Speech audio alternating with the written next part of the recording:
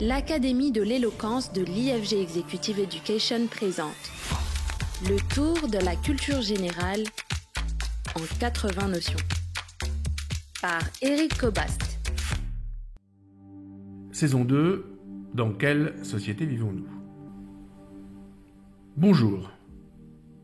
Hobbes, dans Léviathan, définit l'état de nature par le risque permanent de la mort violente. Il imagine que l'état civil, la société, a été créé pour atténuer ce risque, sinon pour le faire disparaître. Du même coup, il indique aussi quel est le but de toute institution civile, la lutte contre la précarité de la vie humaine.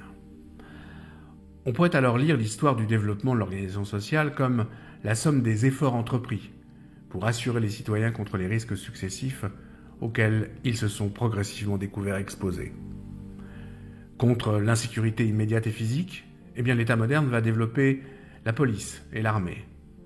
Contre l'insécurité sociale, c'est tout un dispositif juridico-administratif qui s'est constitué dès la fin du XIXe siècle pour conduire à l'organisation de l'assurance et de la solidarité par l'État-providence.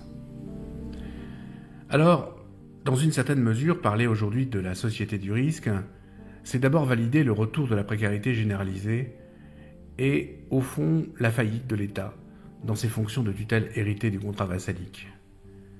Mais c'est aussi constater qu'aux risques d'hier, qui n'ont pas vraiment disparu, s'ajoutent des risques nouveaux, inédits, différents des précédents en ce qu'ils se dérobent à toute évaluation, comme les risques écologiques. Or, l'évaluation, elle est fondamentale quand on parle de risque.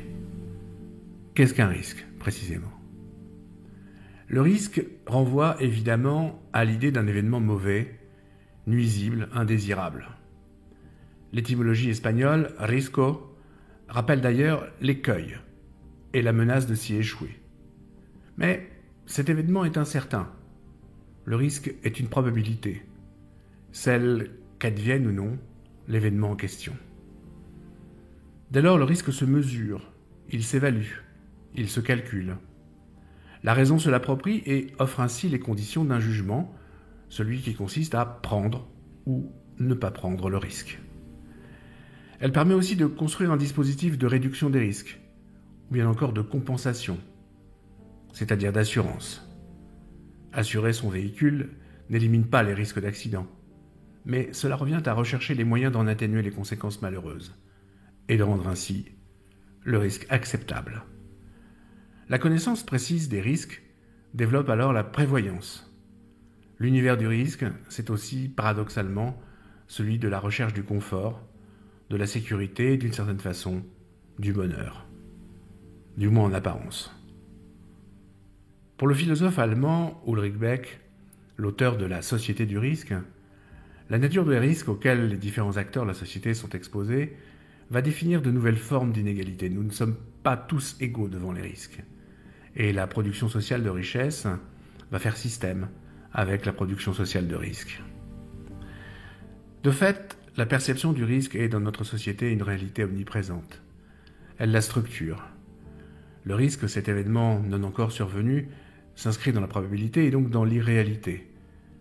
Par là même, il bouleverse les principes humains d'action qui se déroulent dans l'ordre du temps et selon un principe de causalité bien défini. Mais il demeure toujours un calcul, une opération que maîtrise la raison. Le risque, d'une certaine façon, devient aujourd'hui la mesure de toute chose.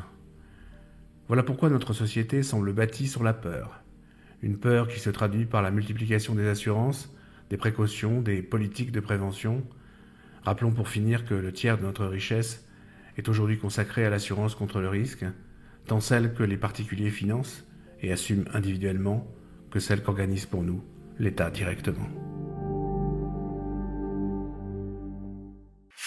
C'était le tour de la culture générale en 80 notions par Éric Cobast, un podcast proposé par l'Académie de l'éloquence de l'IFG Executive Education.